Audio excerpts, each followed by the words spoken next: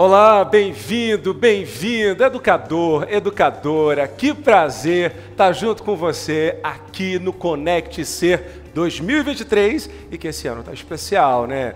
É um programa, é um talk show, conversas para levar conteúdo para você, para levar mais conhecimento. Agora deixa eu logo agradecer a sua participação, agradecer o seu like, você que é do Brasil, porque nós temos educadores e educadoras no Brasil inteiro, mas você também que está em outro país, que está acompanhando a gente pelas redes sociais do Ser Sebrae. Então, muito obrigado por estar junto com a gente. Eu sou Pedro Lins e durante esse mês de novembro estou junto com você para falar sobre sensibilidade humana, inteligência artificial.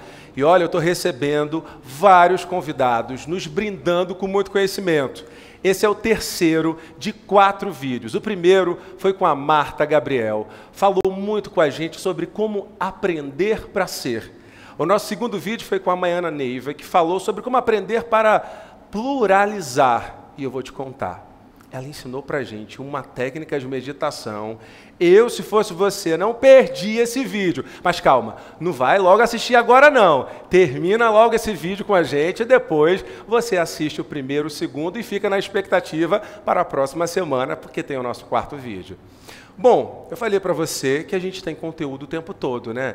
E aí eu vou receber aqui, a cadeira está aqui porque a nossa próxima convidada, a convidada desse terceiro vídeo, também é muito especial, gente. Olha, ela é professora, escritora, palestrante. Calma que eu vou falar mais sobre ela.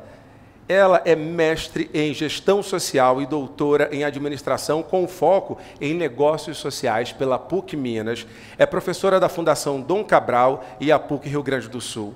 E se destaca pela capacidade de instigar mudanças e incentivar organizações a explorar ao máximo suas potencialidades a partir do seu principal capital, o humano, né? Então, por favor, professora Maria Flávia Bastos, vem para cá, bem-vinda. Que prazer. Prazer o meu, Pedro. Por favor.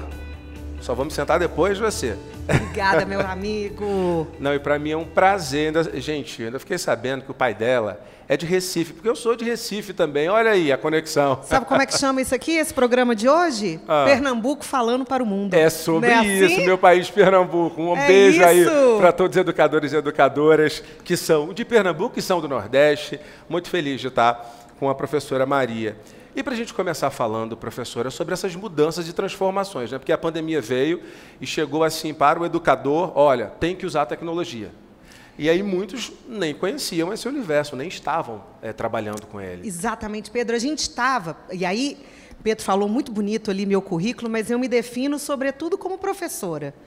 E como professora, eu posso dizer para vocês que já havia, em todos os graus da educação, já tinha um namoro com a educação à distância, com a inteligência artificial, mas era um namoro.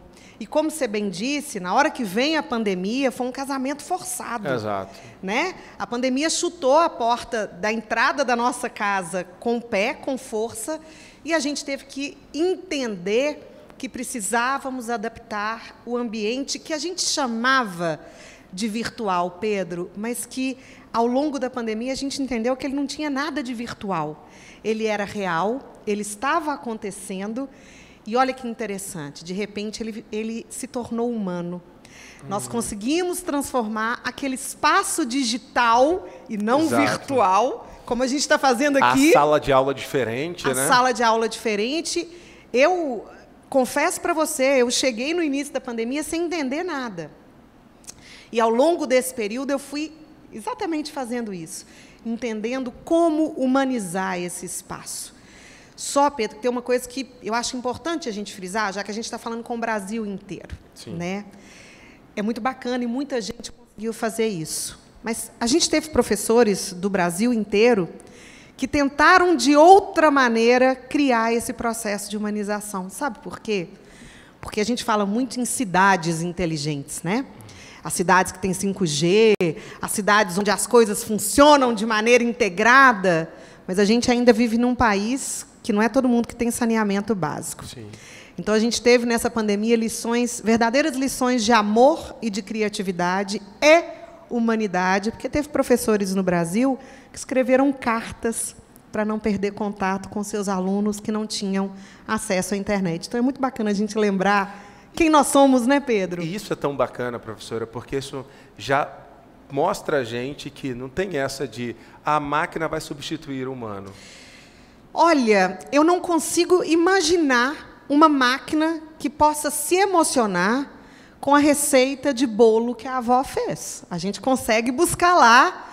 Ela, né, pode dar a receita por escrito. Ela pode me dar a receita por falada. escrito. Exatamente. Mas a emoção de você sentir o cheirinho e dizer, esse cheiro é lá da minha casa de Recife, lá da minha avó de Minas Gerais, isso não dá para a máquina nos fazer sentir. Então, eu não tenho essa preocupação. Ah, será que a máquina vai substituir a gente? Não. O mundo caminhou, a gente teve um desenvolvimento tecnológico muito grande. Ele nos possibilita muitas coisas, mas ele não vai substituir o humano, e essa preocupação eu não tenho. Na pandemia, professora, qual que a senhora vê que foi importante a junção da inteligência artificial com o trabalho humano? Pedro, muito antes da pandemia, eu acho que a internet ela já conseguia fazer uma coisa que é muito, muito grande, que é te fazer alcançar ou chegar a lugares que você jamais iria. Isso ela já possibilita fazer. E teve um caso específico na pandemia que me chamou muita atenção, porque esse caso foi uma viralização e que fez com que gerasse um impacto positivo muito grande. Tem um professor chamado Telmo Makushi. Ele é de uma comunidade indígena de Roraima. E Telmo, para fazer com que... São 5 professores na escola dele, que atendem 5 comunidades do entorno, e os meninos e meninas demoram muito tempo para chegar nessa escola, bem como esses professores. Demoram para chegar lá. Não tinha energia elétrica, não tinha impressora. Então, toda semana, o professor Telmo ia na comunidade vizinha para imprimir pequenas apostilas impressas mesmo, para levar para esses alunos. Para chegar na escola, ele atravessava um ribeirão com água até o peito. Nossa. Então, numa mão, ele levava as apostilas, na outra mão, uma muda de roupa, para se trocar quando chegasse do outro lado da margem. A história do Telmo viralizou. E, por conta disso, dessa viralização, então, quer dizer, quantos de nós nunca ouviu falar da comunidade lá do Telmo, né? Então, gente do país inteiro alcançou essa história e essa escola tem hoje uma outra realidade. Então, a gente pode pegar comunidades que têm acesso nenhum ou pouquíssimo acesso e levar crianças, adolescentes e adultos a universos que eles jamais iriam alcançar, né? Então, essa possibilidade de fazer o conhecimento caminhar, viajar, nadar. Literalmente. É uma das coisas mais maravilhosas que a tecnologia pode nos oferecer, né? É usá-la como uma contribuição para o nosso trabalho. Exatamente. Essa é a ideia. O professor ele precisa deixar de ter medo da tecnologia e começar a usar a tecnologia como a sua aliada. Você fez essa pergunta para mim, né? Como é que na pandemia isso pode ter contribuído com as crianças? A gente sabe que muitas crianças e adolescentes, principalmente crianças e adolescentes do nosso país, já sofrem com insegurança psicológica. A gente tem meninos e meninas já tomando medicação psiquiátrica. A gente nunca teve tanto diagnóstico na vida de autismo, de transtornos de ansiedade e de uma diversidade mental muito grande, emocional muito grande. Isso aumentou durante a pandemia. Essas crianças pararam de ter contato com os seus colegas e com as suas comunidades. Muito bem. De que maneira que a gente pôde amenizar isso nas famílias? As famílias, antes da pandemia, também viviam muito afastadas de seus filhos, né? Então, todo mundo acorda cedo, a criança tem horário integral, e, às vezes, encontra com o pai e com a mãe 8 da noite, já com sono, lembrando que esse menino já passou o dia todo fazendo balé, sapateado, inglês, espanhol, e mais uma dúzia de coisas que nós, adultos, também acreditamos que precisamos fazer. Então, a gente, adulto, sai de casa muito cedo, a criança sai de casa também muito cedo, a gente não se encontra, e, de noite, estamos exaustos, comemos uma comida congelada, e cada um vai dormir sem ter muito tempo de dizer sobre os sentimentos daquele dia. É como a gente fala hoje, né? A bateria social acabou, né? A bateria social acabou. E olha que em famílias de classe média e classe alta, às vezes esse jantar é acompanhado, né, de seu celular. E aí a interação é zero. Com a pandemia, essas famílias tiveram que se enfrentar, tiveram que ficar mais tempo juntas. E muitas escolas oportunizaram isso de uma maneira extraordinária. E aí, olha aí, de novo, a contribuição da tecnologia para as humanidades. Então, olha, hoje a sua tarefa é fazer uma entrevista com seu pai e sua mãe para saber um pouco mais sobre os seus bisavós, de onde é que a gente veio. E aí, Pedro, olha que interessante, eu vou te contar sobre a minha sobrinha. Ela agora tem 10 anos, na pandemia tinha 8, e ela mora em Campinas, interior de São Paulo. O pai é de Campinas, a mãe, como eu, é de uma mãe mineira e de um pai pernambucano. E ela ficou encantada em saber que ela era praticamente uma música do Chico Buarque. O meu pai era paulista, meu avô pernambucano, meu bisavô mineiro, meu tataravô baiano. E é isso. E ela entender e desenhar a própria árvore genealógica.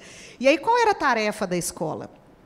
Cada cidade que foi apontada pelos pais como origem da sua família, ela teve que pesquisar, aí vai para a internet. Então, o que ela entendeu? O que se comia em Pernambuco, na Bahia, no interior de São Paulo e no interior de Minas? Parte aí dessa... Da ancestralidade dela, o que se comia, como é que era o clima, que plantas que tinham. Então, ela foi desenhar uma árvore que falava das pessoas, mas ela foi imaginar. E aí, olha que bacana, o professor estimulando nessa aluna essa imaginação de que lugares são esses. E como é que será que esses avós... Será que eles não tinham celular? Como é que eles namoraram? Como é que se conheceram? E que receitas que faziam. Né? Então, Pedro foi um semestre inteiro trabalhando, por meio dessa pesquisa, sobre a cultura da família da minha sobrinha. Então, é possível que a gente faça isso. E aí eu vou dar mais um exemplo dessa atividade. Ao final do semestre, a turma fez um livro de receitas dessa turma aí. E aí, como é que esse livro de receita foi distribuído? A gente estava em plena pandemia, foi distribuído digitalmente. E foi distribuído. Da tua família? A receita... minha família fez um bolo invertido de abacaxi. O abacaxi fica embaixo, depois ele fica em cima, caramelado. Olha... Não estou sentindo aqui o cheiro de abacaxi, gente. Ou seja, ela não trouxe o Não bolo trouxe, aqui, tá? E aí é que vem a humanidade, né? A Catarina fez em casa, tirou a foto... colocou no livro, mas pôde desfrutar desse sabor com o pai e com a mãe, que estavam ali com ela naquele momento tão delicado, tão duro, mas que não deixou de ser afetuoso. Né? Gostei até dessa palavra, do sabor, né? Porque tem um sabor também em todo esse processo, né? Da busca, do resgate, de descobrir como a tua sobrinha ela começou a descobrir tudo isso a partir de uma atividade que ela começou a conversar, que ela começou a ouvir. Mas eu queria falar para o educador agora que fica pensando assim, professora, mas era tão bom quando a gente pegava o livro e pegava a Barça, né? A enciclopédia Barça. E tem alguns educadores e educadoras que ainda são um pouco assim, eu acho que isso vai afastar o aluno. Será que mesmo eu vou estar estimulando ele a estar sempre com uma tecnologia? O que a senhora tem a dizer para esse educador que ainda é um pouco assim, reticente com relação ao uso da tecnologia? Vamos lá, você falou duas palavras lindas aí que vêm do mesmo lugar, sabor e saber. Elas têm a mesma origem etimológica. E aí, tudo é uma questão do equilíbrio mesmo. Já tem vários estudos, eu não sou neurocientista, eu não sou médica, não sou uma profissional de saúde, mas tenho lido sobre isso, e tudo que é excessivo faz mal. Né? Se eu só comer o bolo de abacaxi de vovó, vai faltar nutriente no meu corpo. Se eu só olhar a internet, vai me confundir a cabeça. Então, o que os professores precisam entender é que, a partir do equilíbrio, a gente consegue criar uma conexão que é a possibilidade de juntar sabor e saber. Né? Então, a grande resposta não é no abandono do livro. Claro, a gente não usa mais a Barça, porque a Barça está no Google. Mas uma outra fala que a gente precisa fazer, e que tem conexão com isso, é que o nosso papel, o professor Mário Sérgio Cortella falou isso recentemente, eu vi essa fala dele e isso me chamou muita atenção. Ele falou, olha, a gente tem todas as respostas dentro do Google, mas e se o aluno não souber fazer a pergunta, Pedro? Olha aí. E mais do que saber fazer a pergunta, quando você digita lá, se eu digitar lá agora, inteligência artificial, vai aparecer um monte de coisa para mim, coisa boa e coisa ruim. Se eu não tiver o chamado senso crítico, eu não vou saber fazer essa peneira do que fica e do que vai. Então, olha aí, eu preciso abandonar o livro? Eu não preciso abandonar a Barça. Eu não preciso abandonar os livros. Eu, como alguém que escrevo, eu continuo escrevendo livros, e os meus livros hoje eles têm formato digital, impresso, e agora a editora me ligou, falou, Maria Flávia, a gente vai começar a fazer audiolivro. Olha que legal, olha que inclusivo o audiolivro, né? Então, a gente precisa entender que a busca aí é do equilíbrio e do uso de todas as tecnologias e de todas as ferramentas que eu tenho. O fato de ter informações que tinham na Barça dentro do Google não me faz abandonar os livros. E aí, o que a gente vai trabalhar com os nossos alunos, que é a ideia do professor Mário Sérgio Cortella. Ele fala que o professor atual, a gente tem um papel de curadoria, que é um papel que ajuda esse aluno a fazer a pergunta. Qual a pergunta que você vai jogar no Google? Porque, dependendo da pergunta que você jogar, vai dar tudo errado. Não é assim? E a pergunta vai ser de acordo com a necessidade que você está querendo. Exatamente. Né? Eu preciso saber fazer a pergunta. E o professor ele entra ali como um curador de ir mostrando para esses estudantes assim, gente, chegaram as respostas. Vamos entender? Será que essa resposta está completa? Será que essa fonte é confiável? Olha aí a importância. Você, como jornalista, sabe a importância de uma fonte. Né? E a gente sabia que, quando colocava lá no nosso trabalho, escrito à mão, que ele tinha a fonte Barça, era uma fonte confiável. Então, era seguro. Vamos mostrar para os meninos que fontes são seguras? E aí, é esse trabalho, Pedro, que a gente precisa entender que máquina nenhuma vai fazer por nós. São esses professores e professoras que vão exercer esse papel fundamental na formação do senso crítico, na identificação ou nessa peneira que eu estou chamando daquilo que é bom, daquilo que é ruim, e, mais ainda, da ativação de tudo que o que é vivo. Olha aí de novo o sabor e o saber, o sentir. Porque eu posso achar uma informação na internet e pedir para o meu aluno que, vamos formar um grupo, gente? Vamos formar aqui, duplas. Eu sou da dupla do Pedro. E juntos, nós vamos copiar a informação que nós achamos na internet. Então, eu e o Pedro buscamos na fonte X. Buscamos lá no site do Sebrae. Quantas mulheres empreendedoras nós temos no Brasil? Essa era a nossa pesquisa. Então, a gente foi lá no site do Sebrae. Mas aí, qual tarefa que esse professor pode dar para complementar o sabor com o saber? Para fazer essa junção de sabor com o saber? Nós vamos copiar. Porque, quando eu copio, olha aí, eu trabalhando com outros elementos, outros espaços, outras cognições. Tudo que a gente faz está conectado. O nosso cérebro se movimenta de acordo com coisas diferentes que a gente faz. E até depois, se a pessoa for questionar, mas foi o Sebrae que falou, foi? Inclusive, foi. Eu copiei lá. Eu copiei. Eu fui lá e copiei. Eu li, eu copiei. E quer ver uma outra coisa que a gente pode fazer juntos e juntos na sala? Agora, e vamos imaginar que o Pedro é surdo, mas a Maria Flávia não é. Mas eles fizeram o trabalho juntos. Aí, agora, a Maria Flávia vai ler em voz alta e o Pedro vai também mostrar o texto que leu em Libras. Então, nós estamos falando de uma atividade que é inclusiva, que é diversa e que trabalha com vários sentidos da sua cognição, sem abandonar a tecnologia, sem abandonar velhas histórias. A gente só precisa, Pedro, unir velhas e novas histórias. E trazendo o aluno para esse protagonismo. Né? Eu estava você falando e eu lembrando de Paulo Freire, quando ele falava exatamente isso.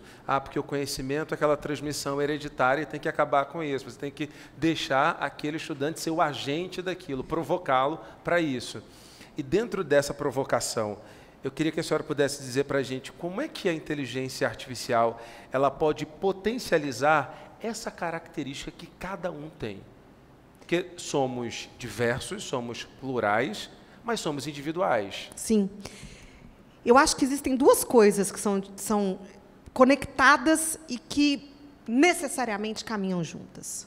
Quando esse menino está lá fazendo a tarefa, vamos dar um outro exemplo aqui. Então, nós somos da mesma dupla, mas aí a gente está à distância, você vai ler uma parte, eu vou ler outra. Quando eu e você estivermos lá na nossa casa, fazendo essa nossa atividade, lá com a internet ou com um filme que nos foi passado para assistir também via YouTube, alguma coisa que o valha, nós vamos ter a tarefa de copiar, de fazer comentários, de buscar referências. Mas o que é importante? É voltar para o espaço, ou da sala de aula, ou da casa, e entender como é que essa reflexão individual pode contribuir para a nossa vida coletiva. Porque aí é quando a gente também consegue desmistificar, porque o uso da tecnologia, ele, obviamente, Pedro, ele estimula o nosso individualismo, né? É só olhar nos espaços públicos que a gente frequenta, o quanto a gente fica horas ali naquele mundo, né? Por isso que a coisa mais importante que um professor precisa fazer é entender que há esse espaço individual e, sim, que o mesmo texto que eu ler vai ser diferente para você, né? Todo ponto de vista é a vista de um ponto. A gente vai olhar para a mesma imagem e nós vamos enxergar coisas diferentes, porque temos histórias de vidas diferentes, óbvio, seremos atingidos de uma maneira diferente, mas por isso é que a gente precisa voltar, e aí olha o professor fazendo essa curadoria de novo. A gente precisa voltar e contar para todo mundo que tipo de impressões nós tivemos. Olha, esse filme me deixou muito triste. Foi, Pedro? Por quê? Porque fez com que eu entendesse. Estou pensando aqui um filme na área de meio ambiente. Olha, a gente está desperdiçando muita coisa. Tem muito lixo nas ruas, nas praias. E eu fiquei muito triste. Esse compartilhamento poderia ser com inteligência artificial? Claro. Ele poderia ser. Olha, hoje, as ferramentas que a gente tem digitais, elas têm 1 milhão de oportunidades da gente fazer trabalhos em grupo. Grave um vídeo dizendo a sua opinião Olha, do filme, não é? Essa é a minha... Uma das disciplinas que eu leciono, o trabalho final é exatamente fazer um vídeo contando sobre... Eu tenho um texto, esse aluno lê o texto, ele responde algumas questões sobre um caso real, e, ao final, ele grava um vídeo simulando que ele é um dos grupos ali, ou ele é o público interno, ou ele é o cliente, ou ele é o consumidor. Ele tem que simular que é um desses grupos e gravar um vídeo com essa voz.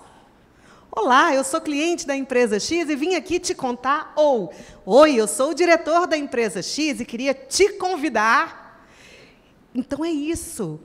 A gente pode... Olha, a gente faz trabalho em grupo, a gente cola post-it digitalmente, a gente consegue fazer murais, a gente consegue publicar livros e fazer com que isso alcance um maior número de pessoas, com que isso alcance os meus familiares que moram em outra cidade. Então, a gente consegue fazer com que o sabor e o saber tenham acesso a mais pessoas. E o acesso, o afeto, né? Fazer com que outras pessoas saibam e sintam é uma das coisas que a gente tem nas mãos e não devia deixar de usar como oportunidade. Professora, a gente falou no nosso primeiro vídeo sobre aprender para ser. No nosso segundo, aprender para pluralizar. Como aprender para realizar? Eu acho que a realização, eu gosto muito, o empreendedorismo sempre usou muita ideia de sonho, né? Realize seu sonho. Realize seus sonhos. Abra o seu negócio para você realizar seu sonho. E aí eu queria que a gente fizesse agora um exercício de imaginação. Tem um doce típico brasileiro que se chama sonho. Ele tem em quase todas as cidades, come-se sonho. É um bolinho frito dourado. No meio dele tem um recheio cremoso feito de gemas. E ele é passado num açúcar fininho. E só de imaginar isso, sua boca já está enchendo de água, porque a minha está. A minha está, por exemplo. Não é? Vou até tomar um gole d'água. Toma um golinho, porque todo mundo que está assistindo salivou. Esse doce sonho, sonhos são feitos de pessoas e de processos. Para que um doce fique perfeito, a confeiteira, o padeiro, esse profissional, ele vai errar muitas vezes, até que ele chegue à receita definitiva. E por trás desse profissional, a gente tem uma cadeia produtiva, do leite, dos ovos, da manteiga, da farinha, do açúcar. Tem um monte de gente trabalhando para que esse sonho fique pronto.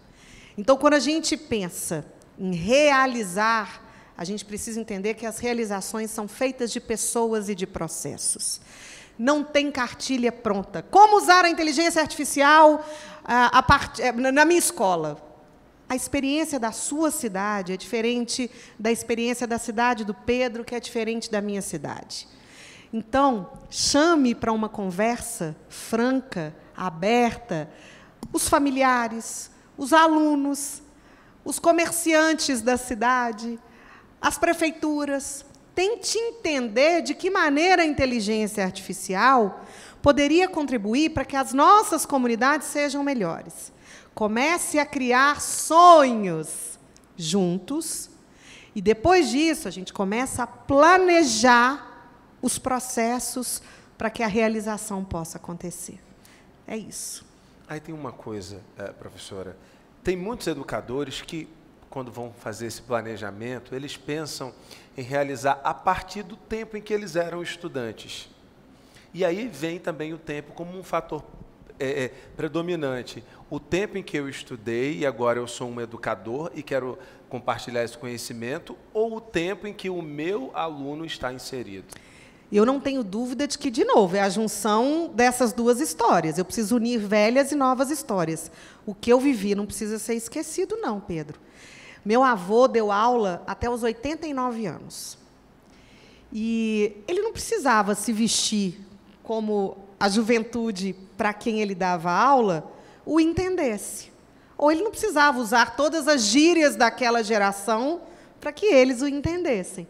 Mas ele sabia qual era a música que eles mais estavam ouvindo naquele momento.